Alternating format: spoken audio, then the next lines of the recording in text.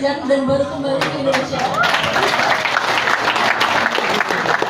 Tapi yang jadi masalah adalah Azerbaijan ini bisa dibilang negara kecil dan kami hanya. Nama saya Jian Sabila dari perwakilan dari BEM Universitas Nahdlatul Ulama Surabaya. Di sini saya sangat tertarik dengan penjelasan Pak Anies tadi mengenai program dan gerakan. Jadi memang setelah saya lihat, memang kita lebih banyak membuat program daripada gerakan, termasuk di BEM. Yang biasa mahasiswa lakukan itu adalah kita membuat program, Pak, bukan gerakan. Pertanyaan saya adalah bagaimana cara menginginkan dari generasi yang setengah ya, antara generasi muda dan generasi tua. Saya menyampaikan mengenai kebangsaan pertama itu 5 orang ya, 5 orang. Yang pertama saya tujukan Gen Z. Kemudian yang kedua perempuan, yang ketiga perwakilan dari daerah, yang luar negeri, memang ada luar negeri. Yang keempat itu adalah yang kedua bebas. Yang pertama saya persilahkan dulu dari Gen Z, Mas, silakan nama ya. Satu, kita tunggu satu-satu ya supaya ingat. Satu dulu. Tolong sebutkan namanya, kemudian pertanyaannya jangan terlalu panjang ya.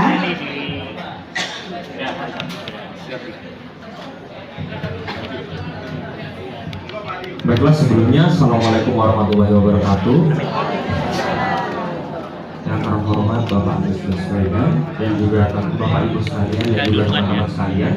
Nama saya Hansen, saya dari teman-teman TEDx Universitas Airlangga.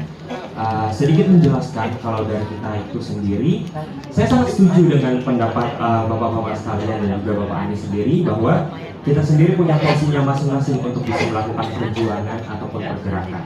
Kalau dari TEDx itu sendiri, kita sudah mulai dari bagaimana caranya menyampaikan ide untuk bisa menginspirasi teman-teman sekalian. Ide kita sendiri mulai dari ekonomi, mulai dari budaya, mulai dari pendidikan, dan kita ingin orang-orang bisa tahu terkait dengan ide itu.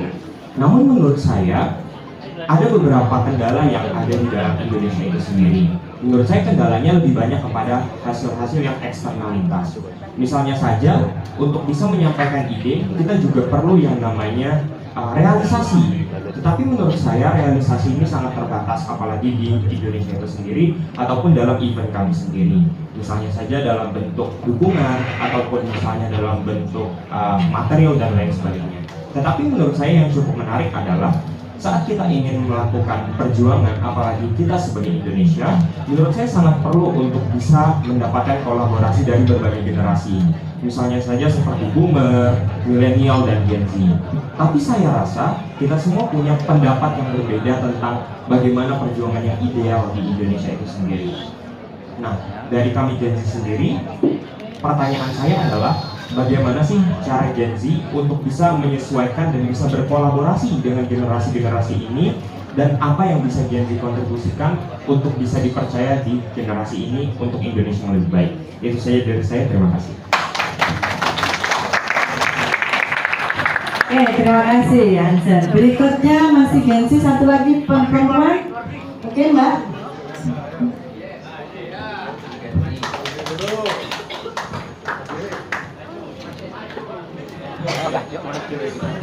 Ya, bisa minta tolong. Baik. Assalamualaikum warahmatullahi wabarakatuh. Izin Pak, nama saya Jian Sabila dari perwakilan dari BEM Universitas Nahdlatul Ulama Surabaya. Di sini saya izin kepada ibu-ibu sama bapak semuanya, terutama Pak Anies. Gini, kan generasi Z ini kan Pak, ini kan generasi Z ini kan kebanyakan tidak peduli dengan lingkungan sekitar dan tidak peduli dengan jasa para pahlawan. Dan saya pertanyakan di sini ini, bagaimana generasi Z atau generasi milenial itu menghargai jasa para pahlawan. Soalnya kan kebanyakan generasi Z itu nggak pernah peduli dengan jasa para pahlawan yang sekarang udah memiliki kesuksesannya. Jadi generasi Z itu nggak pernah peduli dengan jasa para pahlawan, nggak pernah peduli dengan suksesnya mereka, perjuangannya mereka tuh nggak pernah peduli. Soalnya mereka berpikir pahlawan tuh nggak penting buat mereka. Jadi saya pribadi pun, generasi Z ini, saya pribadi pun nggak peduli tentang jasa para pahlawan. Soalnya kebanyakan generasi Z atau generasi milenial itu nggak peduli dengan jasa para pahlawan. Sekian, terima kasih. Luar negeri, Azerbaijan, luar negeri. Oh, ini Saya kawal. mic-nya langsung dibawa. Saya bacak mic-nya. Ini luar negeri, suara luar negeri. Oke, silakan. Terima kasih banyak. Assalamualaikum warahmatullahi wabarakatuh. Nama saya Brilian. Saya Ketua PPI Azerbaijan dan baru kembali ke Indonesia. Tapi yang jadi masalah adalah Azerbaijan ini bisa dibilang negara kecil dan kami hanya 83 orang Indonesia di Azerbaijan etnis. Dan ketika kami kembali ke Indonesia, bisa dibilang kami ini mengalami masa transisi. Bisa dibilang kami ini mengalami masa transisi yang mana saya baru kembali ke Indonesia 1 bulan dan kami otomatis membutuhkan wadah dan butuh adaptasi terhadap lingkungan Indonesia, let's say. Yang mana kami ini sudah terbiasa untuk let's say memperjuangkan Indonesia di Azerbaijan melalui budaya khususnya. Kemudian otomatis kita harus mengimplementasikan hal tersebut kembali ke Indonesia. Barangkali Pak Aris bisa memiliki pesan atau nasihat bagi kami yang dari Azerbaijan ini, gimana caranya untuk beradaptasi kembali ke Indonesia dan mengimplementasikan apa yang sudah kami perjuangkan di sana di Indonesia, seperti itu. Khususnya untuk mendapatkan wadah ini sendiri. Terima kasih. Wassalamualaikum warahmatullahi wabarakatuh. Baik, terima kasih. Dua lagi yang belakang sekarang. Monggo. Oh, ini pahlawan. Wah. Monggo, Pak.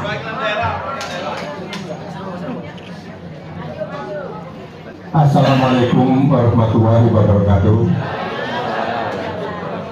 Yang kami hormati Bapak Profesor Anies Baswedan dan Bapak Profesor yang lainnya yang tidak bisa kami sebutkan. Saya dari generasi yang setengah ya, antara generasi muda dan generasi tua. Saya ingin menyampaikan mengenai kebangsaan dan kepahlawan, utamanya kami untuk generasi muda. Jadi kepahlawanan itu bukan hanya berjuang untuk membela kemerdekaan, dan juga apa yang bisa kita berikan kepada bangsa dan negara. Contoh kecilnya, seperti orang itu kalau donor darah itu orang yang tidak mengerti makna dari donor darah. Sebenarnya donor darah itu juga adalah sebagai pahlawan yang terkecil. Jadi kalau orang tidak ada donor darah, orang yang butuh darah pun tidak akan tertolong dalam hal apapun. Nah, itu contoh kecil dari kami. Ya, untuk kebangsaan dan kepahlawanan.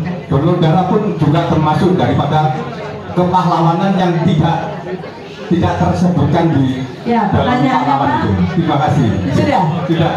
Oke, baik. Satu lagi dari daerah. Dari daerah mana? Oke, Pak Taufik. Assalamualaikum warahmatullahi wabarakatuh.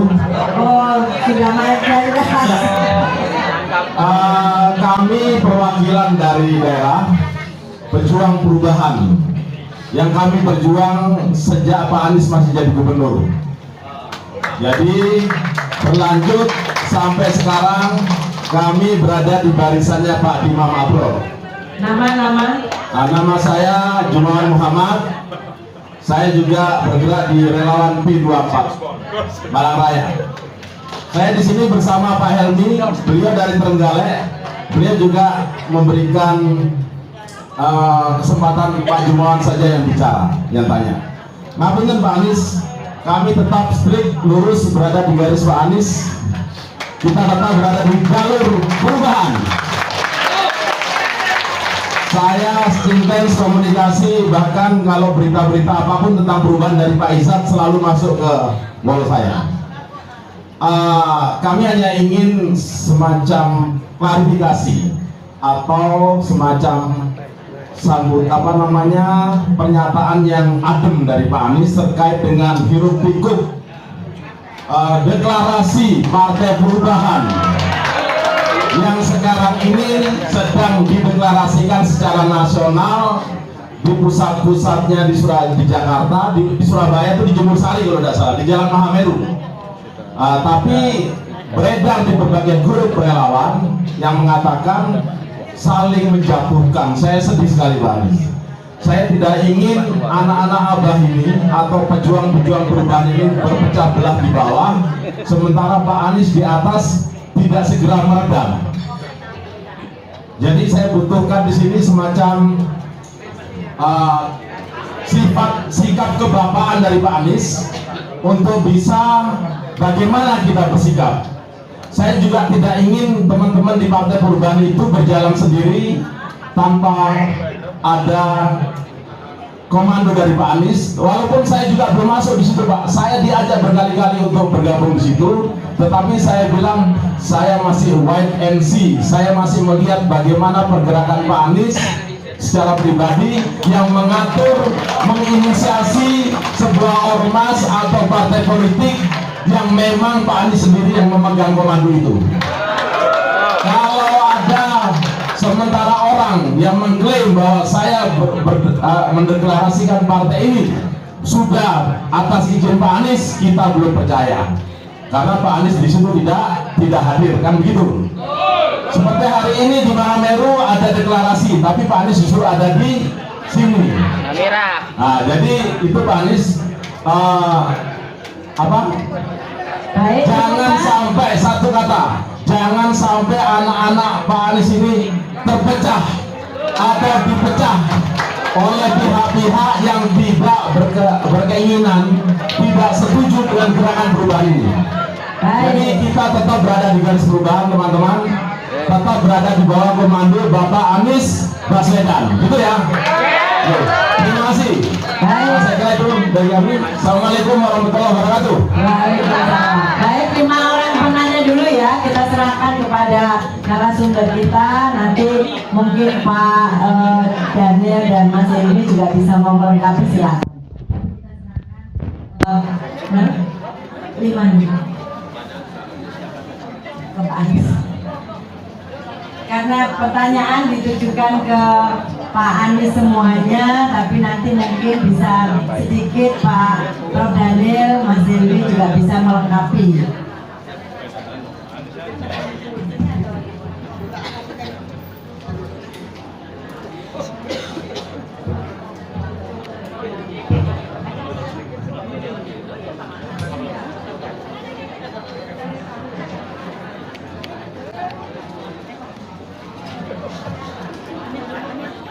Nah, ini saya nggak sampai lihat dari dekat.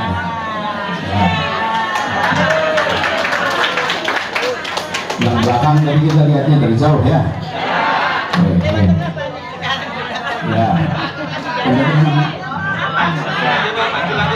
Hansen. Ya. Saya jawab pertanyaan Hansen. Jangan bergerak ya. Saya kesini biar bisa nyapa yang belakang. Ya.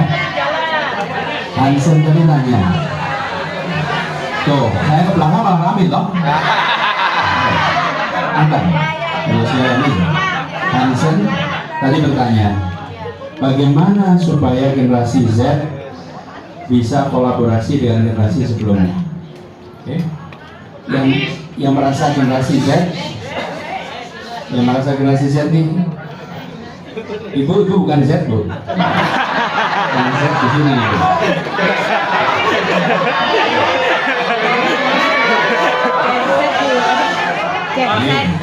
Ya.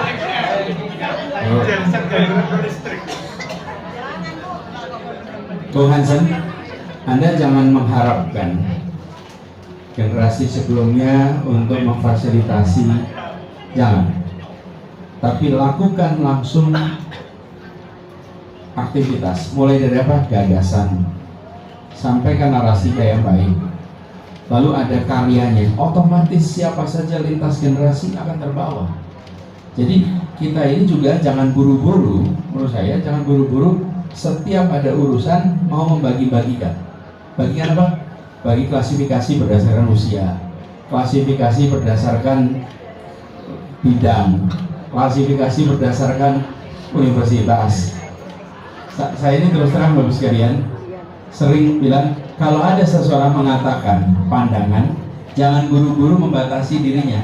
Misalnya gini, sebagai seorang sarjana ekonomi, menurut saya begini. Loh, kenapa jadi sebagai sarjana ekonomi? Ya, sebagai manusia yang berpendidikan, yang berpengalaman, pandangan saya begini. Jadi kita jangan buru-buru membatasi. Sama gini, sebagai generasi Z, menurut saya begini. Nggak usah, ya sebagai pribadi aja. Supaya apa? Kita ini jangan selalu suka membuat batas-batas yang tidak perlu. Nggak perlu. Biarkan analis sosiologi, analis sosial menganalisa kita, tapi jangan kita ikut-ikutan. Apa efeknya?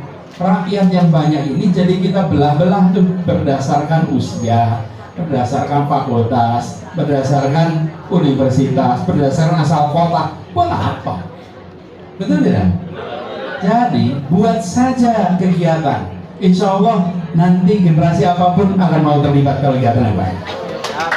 Ya. Kemudian Dian, mana Dian tadi? Nih, dari Universitas UNU, dari BEM UNU. Soal peduli pada pahlawan dan tidak. Teman-teman sekalian, yang membuat kita peduli itu kalau ada percakapan. Jadi usul saya, sering-seringlah membuat percakapan soal pahlawan. Kalau kita tidak pernah mempercakapkan, ya hilang.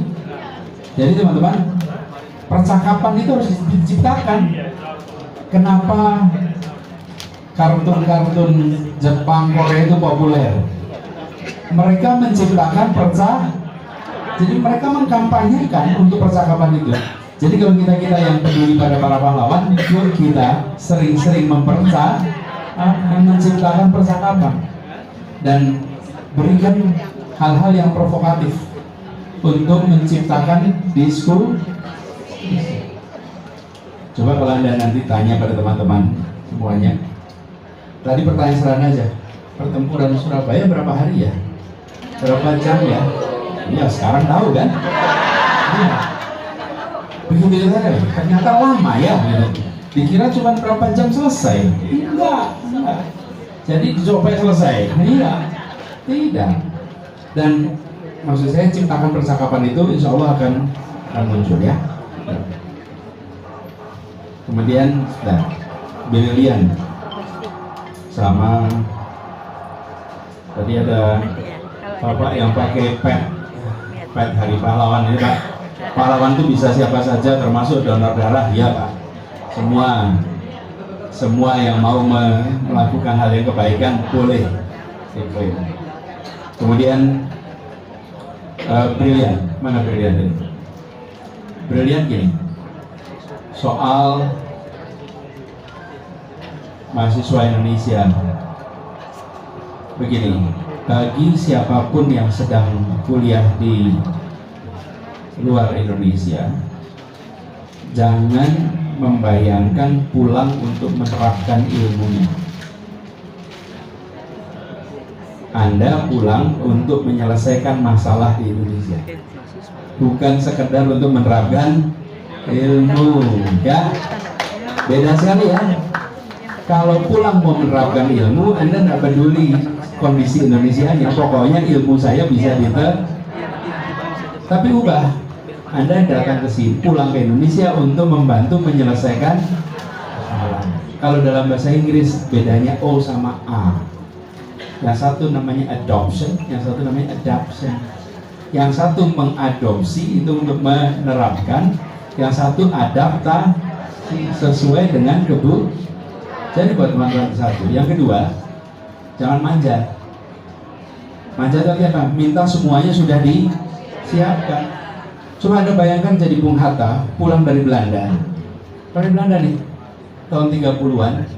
Terus sampai ke sini belum ada apa-apa. 95% buta huruf. Tapi beliau memilih untuk mengajak untuk berjuang, mengajak untuk kemajuan, memikirkan pendidikan. Jadi saya usul pada teman-teman untuk berani pulang dan memulai dari penuh tantangan. Datang ke kantor misalnya nih, kalau di sana penuh, laboratoriumnya lengkap. Sampai ke Indonesia laboratoriumnya masih minim. Ya itu, kalau kemudian minta semuanya disiapkan, kita sedang berjuang untuk bisa maju. Yuk bekerja, bagaimana membuat labnya lebih baik, bagaimana bisa membuat teknologi-teknologi lebih baik itu disiapkan di sini. Jadi ikut dari bagian perjuangan itu. Jangan berharap semua sudah serba disiapkan. Lalu yang ketiga saya ingin sampaikan, Indonesia itu adalah negeri yang penuh dengan kesempatan. Penuh dengan kesempatan. Jadi jangan khawatir kalau Indonesia kesempatannya kurang. Kesempatannya banyak sekali. Tapi juga diingat, Indonesia adalah negeri dengan urusan yang banyak, masih rumit. Terutama apa? Ini yang paling mengganggu buat mereka yang studi di luar kembali ke Indonesia apa? Soal ketaatan pada aturan. Betul kan? Kalau di sana di luar tertib, nggak korup, tidak perlu nyogok, tidak perlu ada, betul kan? Sampai di sini ketemu dengan kenyataan. Kenyataannya di sini masih banyak urusan-urusan yang tidak mudah begitu saja. Ya, inilah kondisi negeri kita. Kalau Anda pulang, yuk perbaiki ini sama-sama. Jangan hanya menunggu sampai sudah beres, tapi kita kerjakan sama-sama, gitu ya. Bung Gunawan Muhammad terkait dengan soal itu, sederhana. Saya juga heran kenapa maksa, kenapa harus memaksa. Saya berkali-kali menyatakan bahwa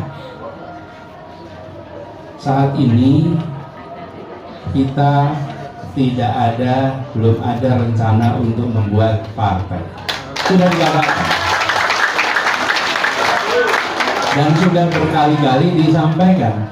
Tapi kalau ada orang mau membuat partai, saya juga tidak berhak melarang. Betul tidak? Nah, boleh. Nah, kalau mau pasang foto harus minta izin. Kalau mau pasang foto, tapi bahwa aspirasi mendirikan partai itu hak warga negara. Tapi saya tidak. Jadi, Bung Gunawan Muhammad, Anda dan teman-teman semua pilih mau ikut yang mana. Kalau sudah begitu, yuk kita kerjakan yang sekarang kita kerjakan. Bahwa ada yang mendirikan partai dengan nama perubahan itu adalah haknya. Tidak boleh kita menghalangi hak konstitusional. Tapi apakah itu inisiatif dari Anies? Bukan. Itu bukan inisiatif dari saya. Oke. Jadi, nah, sebetulnya sederhana saja. Nanti kita sambil jalan kita berkabar. Kalau ada mau melakukan langkah sesuatu, pasti saya akan hubungkan. Pasti. Kalau tidak ada pengumuman, ya berarti tidak ada. Jangan tanya Pak, pengumumannya kapan? Loh, belum ada pengumuman kapan? Ya kan? Sederhana. Jadi sebelum sampai di situ, buat semuanya, saya berharap kita rapikan. Dan kita rapikan itu artinya kalau saya sampaikan kita belum melakukan langkah khusus untuk partai, ya sudah, sabar, kalau usah dulu. Kalau mau jalan sendiri, ya itu haknya. Jelas ya? Jadi Pak Gunawan, tidak perlu gelisah Pak, tidak perlu gelisah. Kenapa? Jadi dengan begitu sekalian, insya Allah tadi saya sampaikan peristiwa Surabaya kemarin hikmahnya apa coba? Secara militer kalah, betul nggak? Secara peperangan nah, jadi sabar dulu ya, jangan kita buru-buru nantinya malah akhirnya. Nah begitu kira-kira ya jawabannya. Makasih. Baik, terima kasih. Pak Anies masih kita buka lagi. Mungkin tambahan bagi teman Pak Anies yang dari Amerika. Bapak Ibu, karena Pak Anies harus kembali ke Jakarta dan harus sholat dulu, kita akan mengakhiri ini 11.30. Jadi sekarang masih ada waktu 15 menit, masih memungkinkan Pak Anies 15 menit ya. 3 orang ya, 1, 2, kemudian dari sini 1, Gensi 1, oke 1, kemudian ibu ya, kerudung biru 2, yang sini siapakah? Bapak ya, oke. 3. Sudah 3 karena waktunya nggak cukup. Nanti kalau memungkinkan tolong singkat ya. Jadi silakan Mas, namanya jangan lupa dan pertanyaannya singkat ya. Baik, terima kasih atas kesempatan yang luar biasa yang telah diberikan. Mohon izin yang saya hormati Bapak Anies Baswedan, Bapak Kiai, Gus, dan juga Bapak Ibu dosen serta Bapak Ibu yang hadir pada siang hari ini. Saya sangat tertarik dengan penjelasan Pak Anies di hari tadi mengenai program dan gerakan.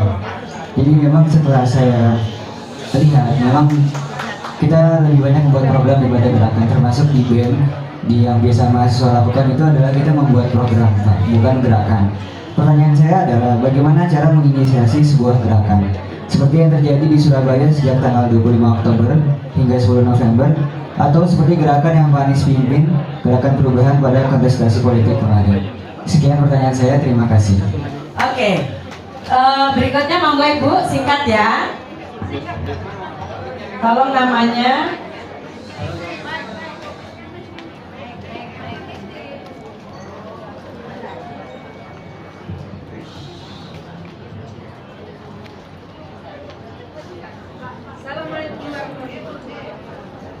Assalamualaikum warahmatullahi wabarakatuh. Waalaikumsalam.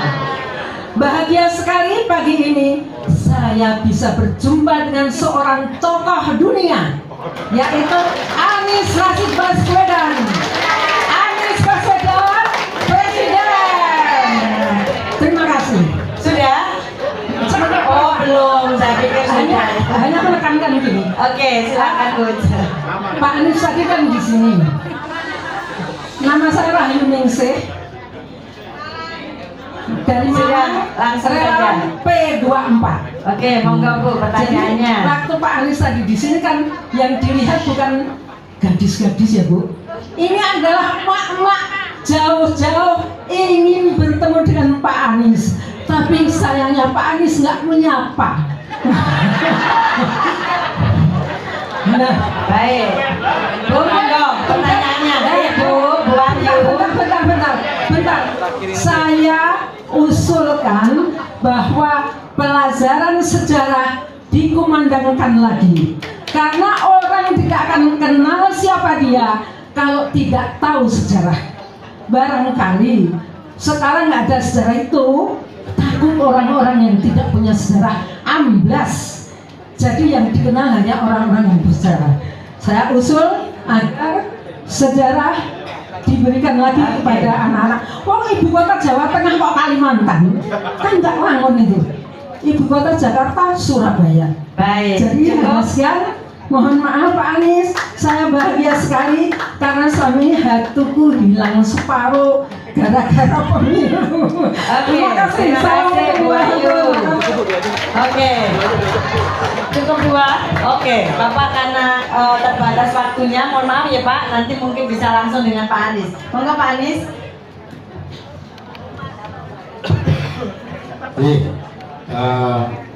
Bu Rahayu Ningsih, matur nuwun. Ya, yang tadi disebut anak-anak muda ya. Ibu jangan merasa tua, Bu. Enggak. Saya tanya nih, muda tua itu kriterianya apa? Hah? Ya, saya tanya nih, kapan seseorang disebut tua.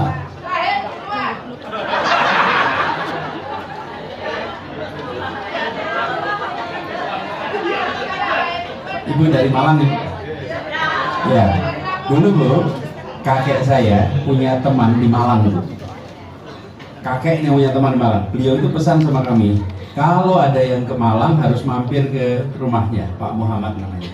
Kalau tidak salah Jalan Semeru tinggalnya. Ya.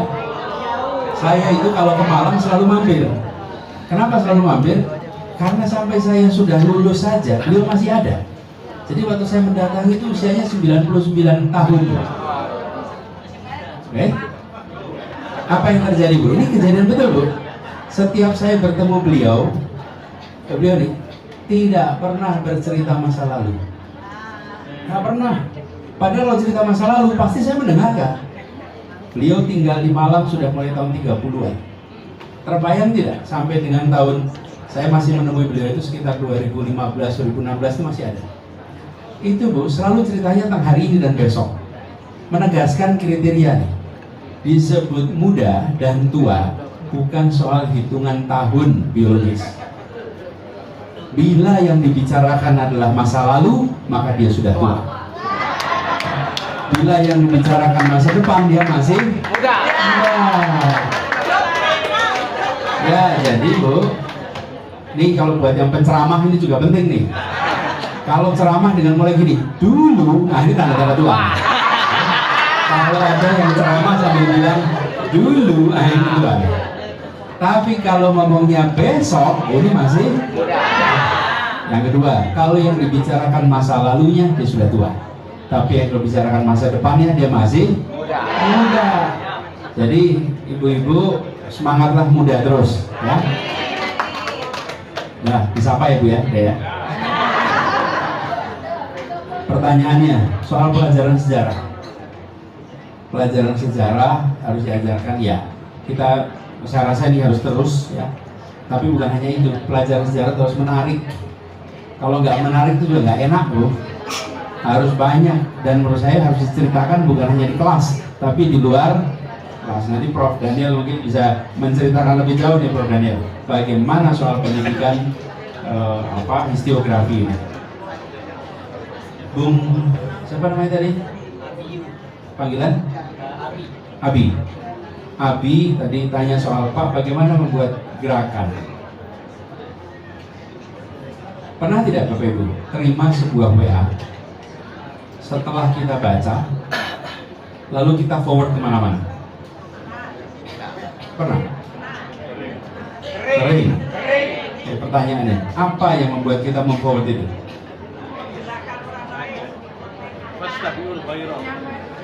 Ya, tapi gini, kita kan terima banyak, kan nggak semua WA disebar, bukan?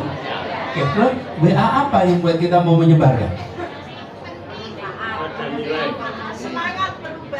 Banyak yang semangat perubahan, banyak yang penting, tapi kan nggak semua dikirim. Banyak motivasi. Nih, jawabannya nih ya. Kita mengalami sesuatu yang kita ingin pengalaman kita dirasakan orang lain. Betul tidak? Kita terima yang lucu, kita kirimkan pada orang tertentu. Nggak semua orang dikirimin yang lucu. Oke? Kita punya pengalaman baca terharu, lalu kita kirimkan pada orang tertentu. Kan tidak dikirimkan ke semua orang, bukan? Karena kita tahu orang itu dia akan merasakan yang kita rasakan. Itulah yang disebut sebagai esensi gerakan. Membuat orang merasakan yang kita rasakan. Ketika dia merasakan yang kita rasakan, lalu menular kita sebutnya namanya viral. Ya, beredar kemana-mana. Lalu membuat orang memiliki perasaan yang sama. Nah, itu yang harus dibangun dalam sebuah gerakan. Bagaimana itu membuat orang sadar bahwa ini adalah masalah saya juga. Di situ harus disentuh dengan pesan yang membuat orang menyadari, ini masalah saya juga, saya mau ambil tanggung jawab. Kami pernah membuat sebuah gerakan namanya Indonesia Mengajar, mengirimkan sarjana-sarjana terbaik ke pelosok. Nah, selama ini ada program pengiriman guru, tapi program pengiriman guru itu sulit dapat gurunya. Kenapa? Nah, ini masalahnya nih. Bayangkan sarjana, misalnya adik dari mana kuliahnya? UNER, sarjana UNER, masuknya sulit, berprestasi, ketika lulus bisa dapat pendapatan yang baik, pekerjaan yang mapan, terus sekarang ada tawaran nih, mau nggak jadi guru di pedalaman Kalimantan? Waduh, kenapa? Karena kita selama ini mengajak orang untuk jadi guru di pelosok itu dengan bilang begini, Anda jadi guru di sana nanti gajinya 2 kali lipat, 3 kali lipat, nanti dapat bonus ini, dapat ini, dapat ini. Ketika ditawarkan sebagai materi, dia nengok, lebih baik kerja di Surabaya, gajinya sekian, ini sekian, lebih baik kerja di Jakarta, lebih baik kerja di industri. Kenapa? Karena tawarannya materi. Tapi sekarang gini, mau tidak Anda jadi seorang yang usianya muda, tapi Anda akan punya rumah kedua di pelosok tanah air? Mau tidak Anda punya pengalaman di mana Anda bisa bilang pada diri sendiri, saya pernah mengabdi untuk rakyat Indonesia? Mau tidak Anda dalam usia yang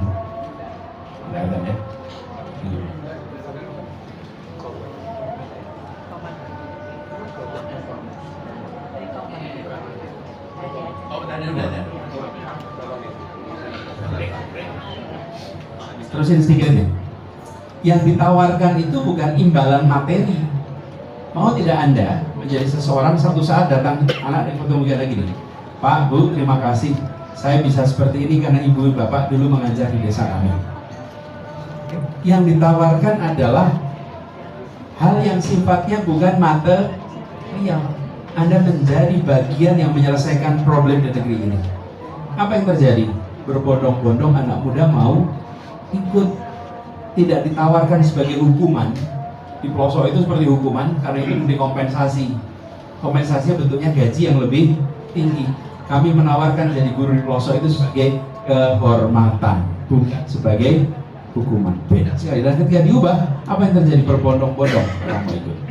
Jadi terus yang kedua, prinsip kedua, hargai orang yang bekerja bersama. Gerakan itu muncul karena ada kesetaraan. Kesetaraan. Artinya kalau Anda memimpin sebuah gerakan, Anda harus menghormati orang-orang yang bekerja bersama. Setara, hargai follower. Anda disebut imam bila apa? Pada makmum. Walaupun berdiri di tempat sajadahnya imam di mihrab itu, tapi kalau tidak ada orang di belakangnya, boleh nggak bilang makmum? Boleh imam? Nggak bisa. Banyak orang itu berdiri di situ, tapi nggak ada yang ikut.